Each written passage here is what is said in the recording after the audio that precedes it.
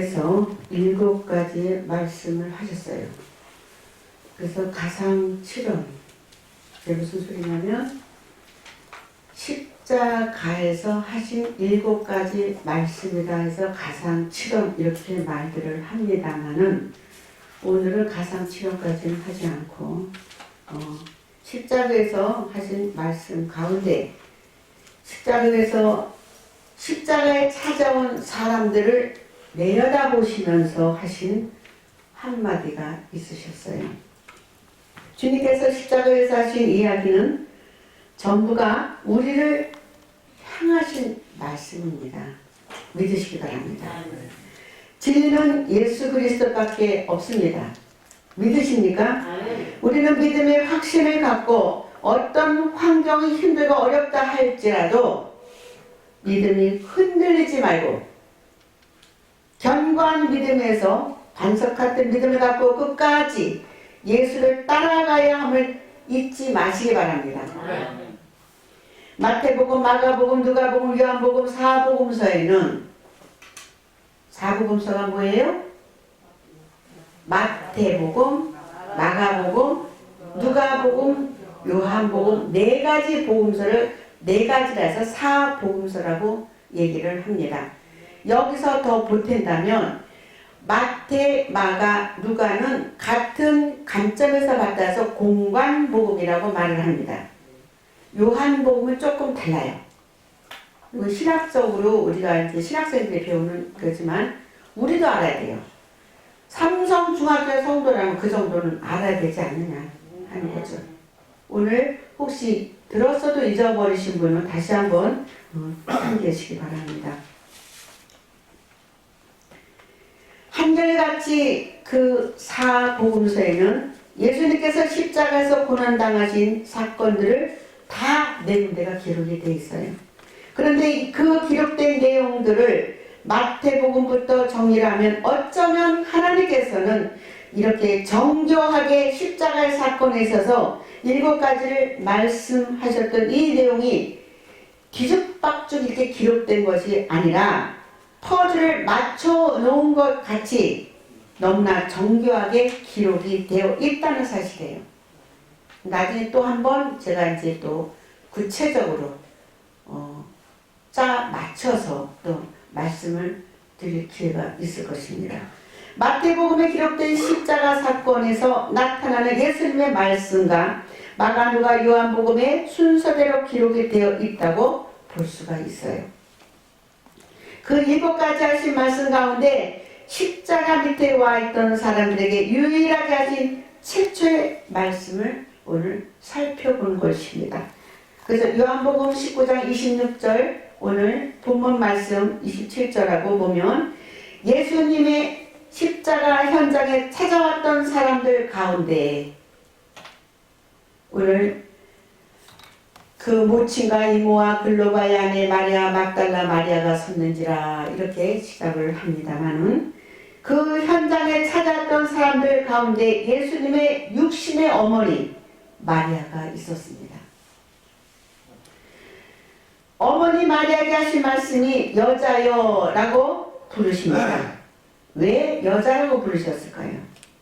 어머니라고 부르셔야 될 터인데 여자라고 했습니다. 그런데 성경은 여자여 보소서 아들이니이다 이렇게 말씀하신 것을 유일하게 예수님 십자가 현장까지 따라온 예수님의 사랑하시는 제자 한 사람이 있었어요. 그 사람을 가리켜서 아들이라고 소개를 하고 계신 것입니다. 그리고 이어서 요한복음 19장 27절 말씀을 보게 되니까 마리아 곁에 서 있는 예수님의 사랑하시는 그 제자에게 하시는 말씀이 보라 내 어머니다 이렇게 말씀을 하고 있는 것입니다. 이 두 사람은 남남지간이에요. 그런데 이 남남으로 살아왔던 사람들은 육신의 어머니를 이 사랑하는 제자와 두 사람을 모자간으로 지금 삼아주고 계셔요. 누가? 예수님께서.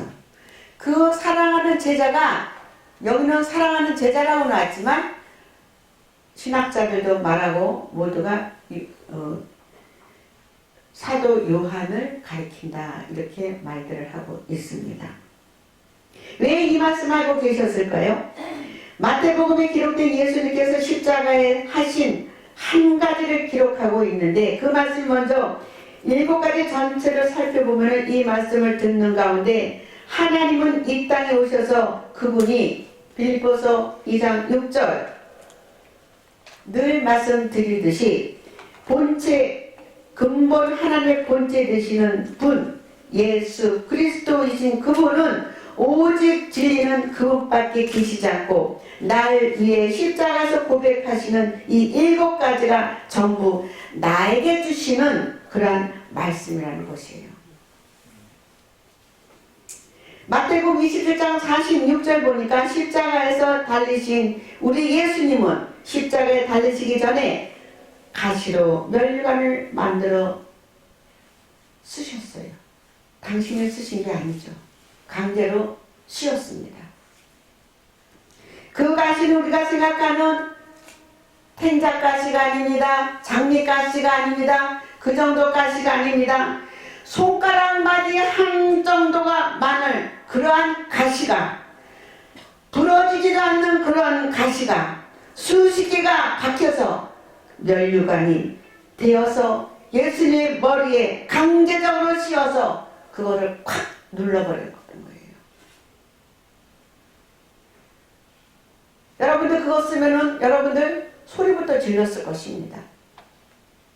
피가 낭자합니다.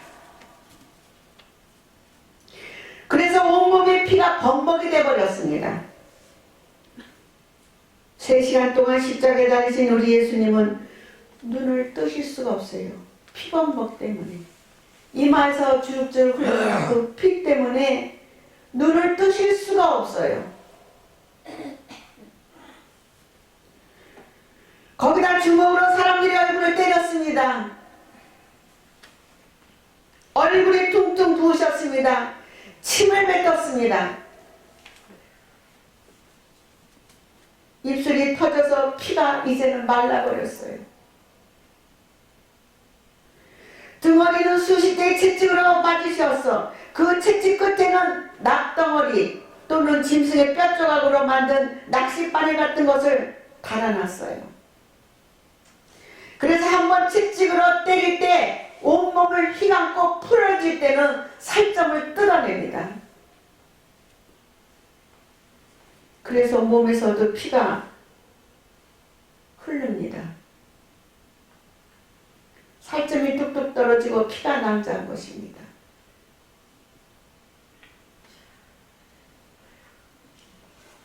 누구 때문에 그 고통을 당하셨나요?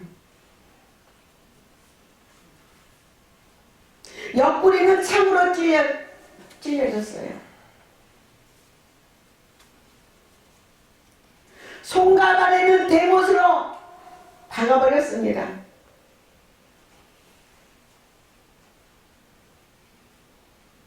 33세의 청년의 예수님의 몸은 십자가 위에서 자꾸 중력 때문에 밑으로 쏠려 내려갑니다. 힘이 없으시기 때문에 더 쏠려 내려갑니다.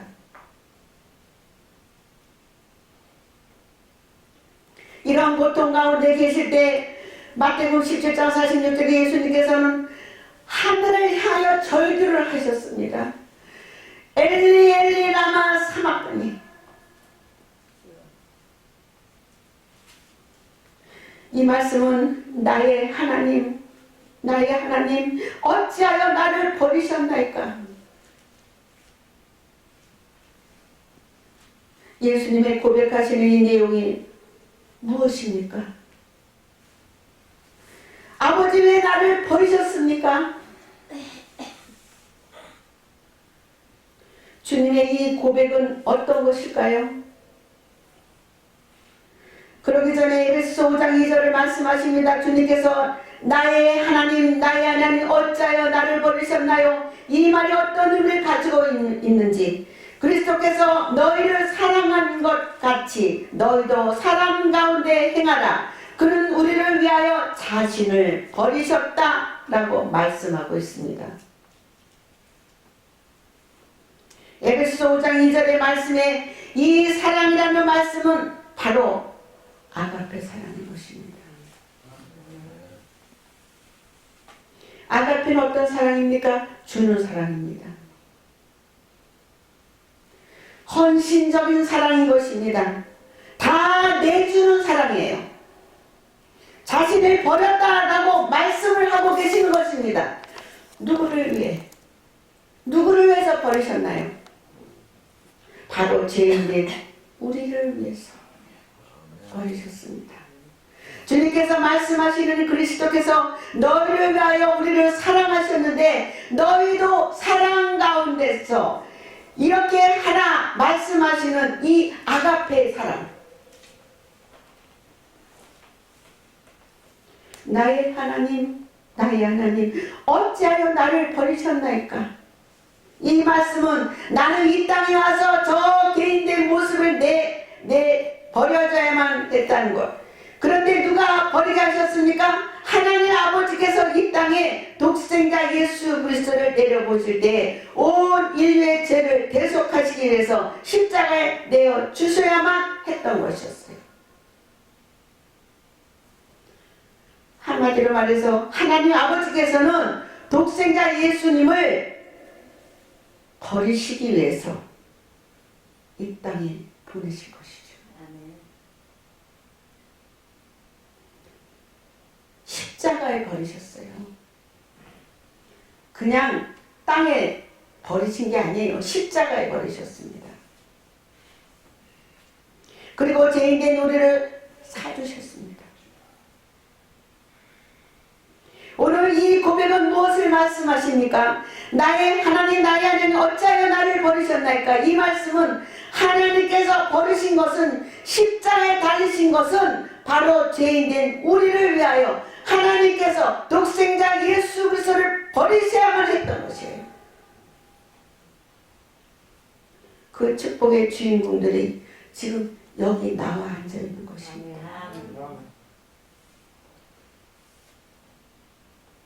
다시 말씀드려서 예수님은 자신의 몸을 버리시면서 우리를 구원하셨고 우리를 택하신 것이에요.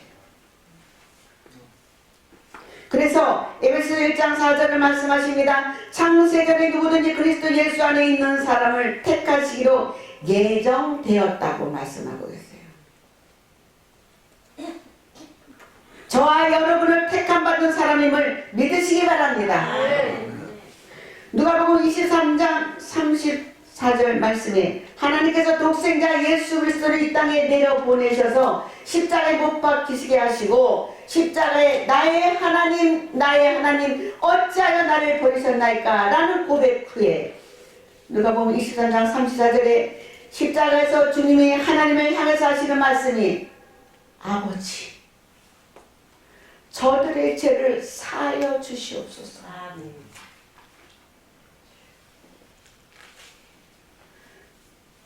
저들의 한 것은 저들이 알지 못하나이다.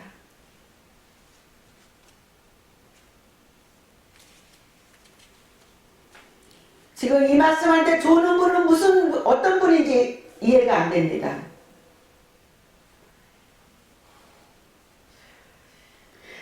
죄의 사함을 지금 말씀하고 계십니다. 무슨 말씀입니까? 아버지께서 주님이 하신 말씀이 내가 십자가에 죄인된 저들을 그 백성들을 위해서 나는 몸을 버렸습니다 라는 것이죠. 저들의 죄값은 내가 지불하고 있으니 저들의 죄를 사하여 주옵소서. 죄의 용서를 비는 기도를 하시는 그러한 순간인 것입니다. 순서적으로 정확하게 기록되어 있습니다. 우리 예수님은 이 땅에 오셔서 하나님께서 과연 그 기도를 들어주셨을까요? 디모데전서 2장 5절에 하나님과 사람 사이의 증거는 곧 예수님밖에 없다고 말씀하고 있습니다. 하나님 어떤 경우에도 예수 그리스도 외에는 한마디라도 들어주지 않으셨어요. 단 한 분 대신 예수 그리스도밖에 계시지 않았습니다. 마태복음 9장 6절에 우리 예수님을 가리켜서 죄를 사하시는 권능이 있다고 말씀을 하고 계십니다. 무엇을 말합니까? 예수 그리스도께서 십자가에 달리심으로 죄인된 우리의 모든 죄값을 십자가에서 지심으로 하나님께서는 예수 그리스도의 피값으로 우리 죄를 사해 주시는 바로 그 권능이 누구에게 있습니까? 그것은 바로 예수 그리스도가 아니시면 결코 될 수가 없다는 것입니다. 요한복음 14장 6절에 말씀하시기를 내가 곧 길이요 진리요 생명이니 나로 말미암지 않고는 아버지께 올 자가 없다고 말씀하고 계십니다. 다시 말씀드리면 그분이 바로 유일한 구원의 길이 되시고 그분이 생명의 길이며 그분이 축복의 길이라는 것이에요. 그래서 그분이 진리가 되시고 그분이 생명이 되신다는 것입니다. 주님께서 친히 그렇게 말씀하셨습니다. 성령 사건이 임하고 난 후에 사도들이 이것을 통해서 이렇게 증언합니다. 성령이 임하셨을 때 누구를 증언합니까? 요한복음 15장 26절 말씀에 진리의 성령이 오시면 그가 나를 증언하실 것이요 했습니다. 예수님을 증언하기 위해서 예수님을 소개하기 위해서 성령이 오시는데 성령을 받았던 사도들이 증언합니다. 그래서 사도행전 4장 12절에 다른 이로서는 구원을 받을 수가 없나니 천하 사람 중에 구원받을 만한 이름은 예수 위에는 주신 일이 없다라고 말씀하고 계시는 것이에요. 오직 유일하게 구원하실 주는 예수 그리스도뿐인 것입니다. 그래서 주님께서 당신의 몸을 십자가에 버리시면서 하나님께 기도하셨던 내용은 십자가에 절규하시는 이 기도는 아버지 저들을 사하여 주시옵소서. 사해달라는 말은 주여 죄를 기억하지 마시고 죄를 완전히 지어 주시옵소서라는 말입니다. 내가 그 죄값을 내가 십자가에서 갚았습니다. 내 몸으로 십자가에 버렸으니 이 죄값을 내가 대신 치루었으니 저 죄인들을 용서하여 주시옵소서. 이렇게 그 고통 가운데 피를 흘리시면서도 우리를 변호하고 계시는 것입니다. 누가복음 23장 34절에 말씀합니다. 자기들이 하는 것을 알지 못한다고. 저 사람들은 몰라요. 알지 못해요. 자기들을 모릅니다. 내가 다 죄를 지금 짊어졌으니 저들을 용서해 주세요 하는 변호사를 역할을 지금 하고 계시는 거라는 거예요. 우리는 죄를 지을 때 내가 죄를 짓는 것을 알고 지어요. 그런데 우리 주님은 이 죄까지도 가려주고 있는 거예요. 우리 죄를 십자가에서 변호하시고 우리의 허물을 덮어주시는 우리 주님의 사랑을 지금 말씀하고 있는 것이에요. 주님은 십자가에 몸 버리시고 죄인된 나 때문에 지금 십자가에서 저들의 죄를 사해달라고 하는 저들이 누굽니까? 바로 나와 모든 인간들입니다. 나 같은 죄인을 위해서 주님은 십자가에서 계속해서 하나님을 향하여 고백하고 계신 것이에요. 손발은 지금 못에 찔려 큰 못에 찔려 통증할 만해 있겠고 머리에는 마디만한 가시가 푹푹 박혀서 피를 낭자에 흐르며 채찍에 맞으셔 피를 흘리시면서 살집이 떨어져 나간 그 고통 속에서도 우리를 변호하고 계셨다는 것입니다.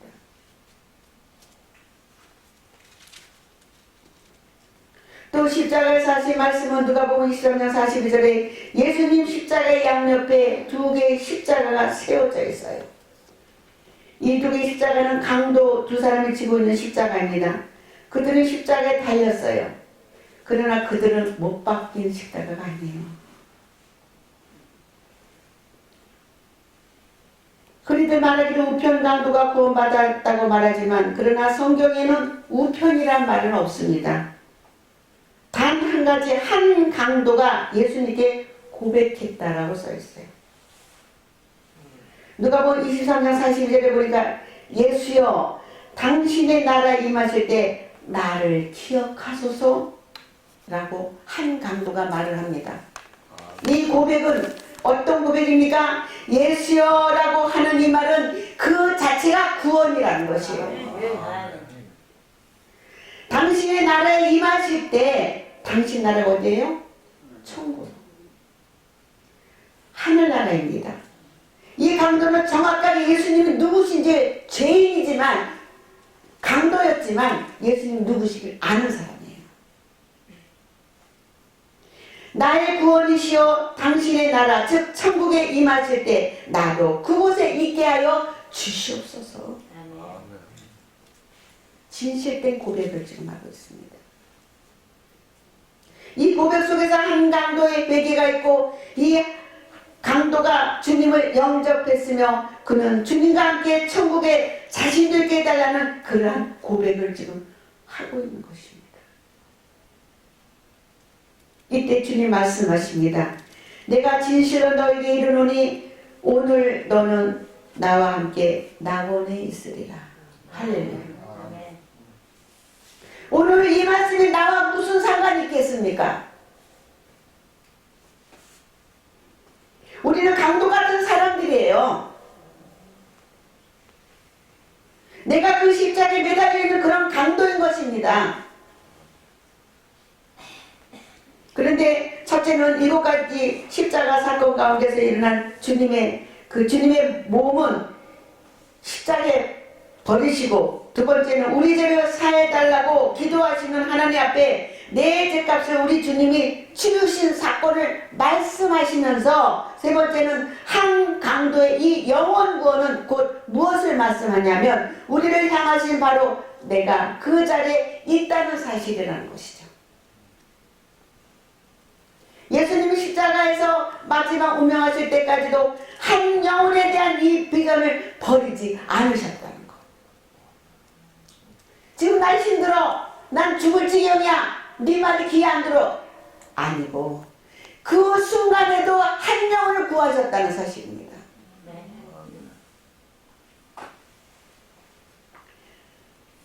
오직 예수님은 소망은 영혼 구원이라는 것이죠. 성령을 받으면 어떤 일이 납니까? 한 영혼에 대한 비전을 버리지 않습니다. 누구를 보아도 항상 성령의 마음을 가진 사람은 저 사람의 영혼을 구원시켜야 된다는 마음을 갖게 됩니다. 그런 분들이 전도하는 것입니다. 우리들의 기도 제목이 뭡니까? 남편을, 아내를, 사랑하는 형제 자매를, 내 자녀들을 구원시켜야 되는 것, 그런 마음 아니겠습니까? 오늘 그 주님의 심장, 그 마음을 가져야 된다는 것입니다. 이런 마음으로 산다는 사람이 누구입니까? 바로 성령의 사람이라는 것입니다.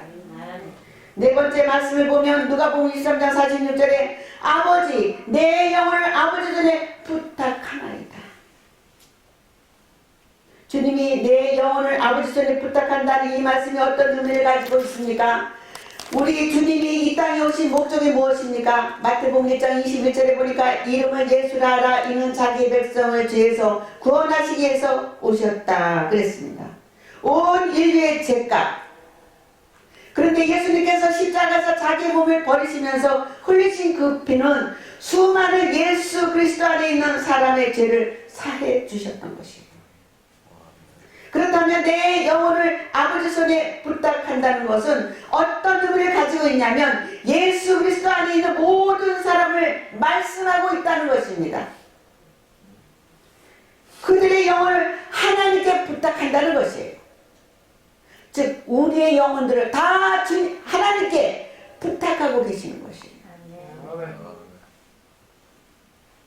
다시 말하면 하나님 내가 몸을 버리고 이들의 죄값을 내가 몸으로써 대신 대신 하나님 앞에 제값을 치렀사오니 저들의 영혼을 하나님 저들의 영혼을 거두어 주시옵소서. 주님의 말씀하신 내 영혼을 아버지 손에 부탁합니다. 라는 이 고백이 이 말씀 속에 저와 여러분이 함께 있다는 사실을 믿으시기 바랍니다. 다섯 번째는 오늘 본문에 소개되는 요한복음 9장 26절 27절을 보니까 마리아와 그리고 사도 요한 두 사람의 관계를 말씀하고 있습니다. 유일하게 십자가 위에서 십자가 주변에 와 있는 사람을 향하신 처음이자 마지막 말씀이시기도 합니다. 이 말씀에 여자여 라고 하신 말씀의 의미는 무엇입니까? 왜 어머니라 부르지 않았을까요? 여자여 이 말은 헬라어로 이거를 풀어서 하면은 귀부인이라는 단어를 사용한 것이라고 합니다. 아주 귀한 부인. 그리고 27절에 말씀하시는 건 어머니라는 말은 메테르라는 말은 그냥 단순하게 여자여 부르시면서 사도 요한에게 어머니라고 소개를 해 준 것이에요. 구체적으로 알기 위해서 마리아의 가정을 우리가 한번 살펴보겠습니다. 즉 예수의 육신의 어머니 그 가정을 한번 우리가 잘 모르는 사람들도 있습니다만은 마태복음 13장 55절 말씀 보니까 이 마리아에게는 아들이 넷이 있어요. 그리고 마태복음 13장 56절에는 딸들이 있었다고 했습니다. 그러니까 헬라어에는 단수 복수가 있는데 딸들이라고 복수로 사용한 단어 속에는 딸이 한 명이 아니라 여러 명이라는 그러한 말로 기록되어 있다고 합니다. 그렇다면 지금 이 십자가 밑에 와 있는 이 마리아를 십자가에서 내려다 보실 때 흔히들 생각하는 것처럼 어머니 혼자 두면 누가 봉양할 사람이 없어서 그래서 사랑하는 제자들에게 설득력이 없는 것이에요. 왜? 가족들이 있으니까. 4명의 아들, 여러 명의 딸들이 있었는데 그런데 이 형제들은 예수님께서 성령으로 마리아에게 잉태되어 나신 후에 요셉과 마리아 부부 사이에서 정상적으로 태어난 인간이 그러한 육신적인 예수님의 동생들이에요. 그런데 성경에는 강조합니다. 요한복음 7장 5절에 이 형제들은 한결같이 예수를 믿지 아니하였더라 그랬어요. 십자가 현장의 형제들 얼굴은 한 사람도 보이지 않아요. 그래서 흔히들 말하기를 예수님이 애지중지하는 그 아버지 요셉과 그 마리아의 모습은 평소에 보았던 형제들은 늘 불만이 많았다라는 얘기입니다. 예수님을 애지중지한 거에 대해서 불평이 많았었대요. 그런데 그럴지라도 예수님이 십자가에서 돌아가셔도 그 형제들은 그 자식들은 그 어머니 마리아를 돌봐야 될 것이에요. 그런데 여기에 나타난 의미는 무엇이냐면 마태복음 12장 46절에서 50절까지 말씀을 보게 되면 마리아와 예수님의 동생들이 예수님을 만나기 위해서 찾아오는 그 광경이 있었습니다. 그런데 마태복음 12장 47절에 한 사람이 예수님 앞에서 이렇게 말합니다. 당신의 어머니와 동생들이 지금 밖에 와 있습니다. 라는 성경 구절이 나옵니다. 이렇게 말할 때 예수님께서 전혀 다른 말씀을 하고 있습니다. 누가 내 어머니며 누가 내 형제냐 라고 말씀하시면서 주변에 둘러앉아있는 제자들을 가르치시면서 마태복음 12장 49절에 손으로 가르치시면서 하신 말씀이 내 어머니와 내 형제들을 보라 하고 거기에 도여있는 사람들을 말하고 계셨던 것이에요. 왜 제자들에게 그렇게 말씀하셨을까요? 그러면서 마태복음 12장 50절에 말씀하시기를 누구든지 하늘에 계신 내 아버지 뜻대로 행하는 자가 내 형제요 자매요 어머니라고 말씀하셨어요. 아멘. 하나님 뜻대로 하는 자.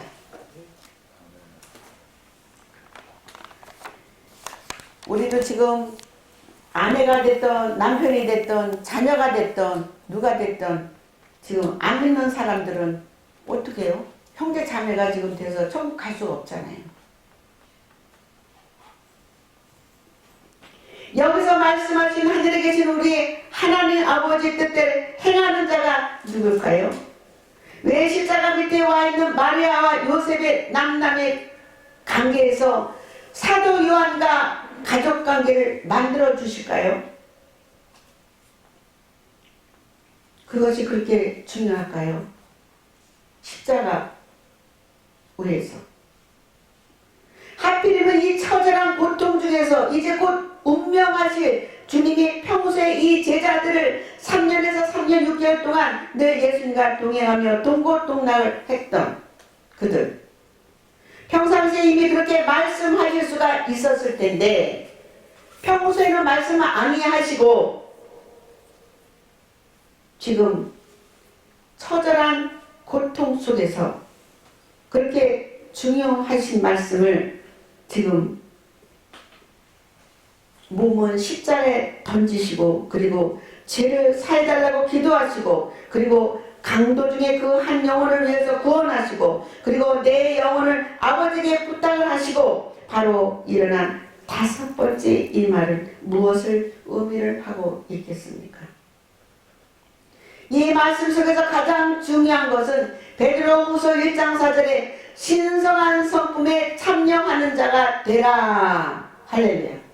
아멘. 이렇게 말씀하고 계시는 것입니다. 신성한 성품. 신성이란 말은 데오스라고 하는 헬라어입니다. 무엇이냐? 신의 성품 베드로후서 1장 5절에 믿음의 덕을 가져라 이렇게 말씀을 하고 있습니다. 덕망 있는 자가 되라는 것입니다. 우리 믿음을 가져서도 덕망 있는 자가 되었습니까? 나를 한번 돌아보시기 바랍니다. 과연 이기적인 믿음으로 지금 신앙생활하고 있는 건 아니지?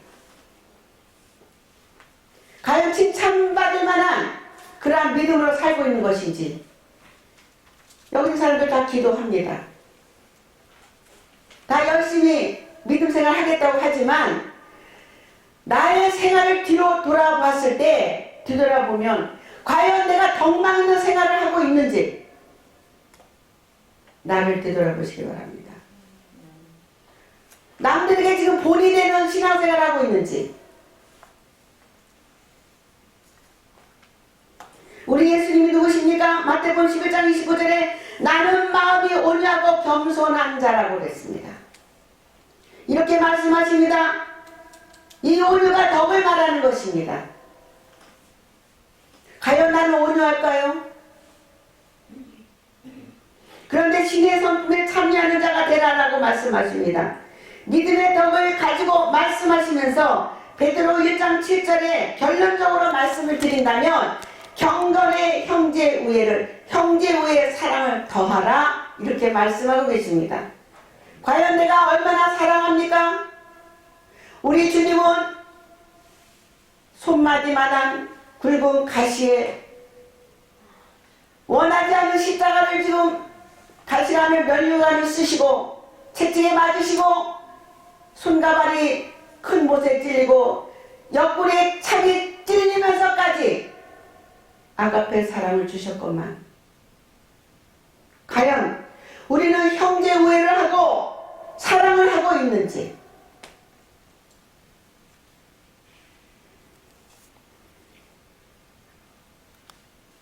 예수님의 이 사랑이 아가페 사랑입니다. 바로 십자가에서 주님이 마지막 운명하시기 직전에 남남인 자가 이 끝까지 십자가 현장까지 따라오는 믿음의 사람들 그들을 가리켜서 남남 관계를 가족 관계로 만들어주는 것은 그들만의 국한된 얘기가 결코 아니라는 사실입니다. 오늘 이 시대에 한국교회를 향한 모든 성도들을 향한 삼성중학교의 성도들을 향한 주님의 강력한 메시지라고 우리는 받아들여야 될 줄 믿습니다. 무엇입니까? 마태복음 23장 8절에 말씀하시길 너희는 다 형제니라 그랬어요. 과연 형제같이 행동합니까?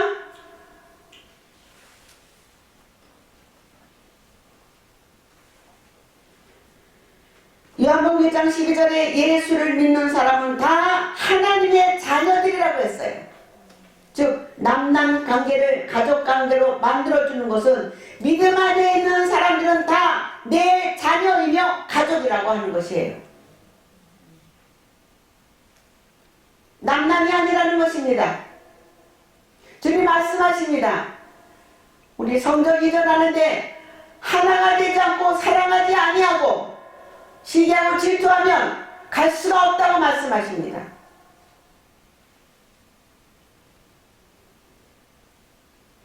내가 너희를 위해서 십자가에 몸버려 피 흘려 너희들의 죄를 사했고 나는 너희들의 영혼을 위해서 하나님 앞에 간구했고 한 영혼을 내가 구원했으니 이제는 가족같이 지내라 라고 말씀하는 거예요.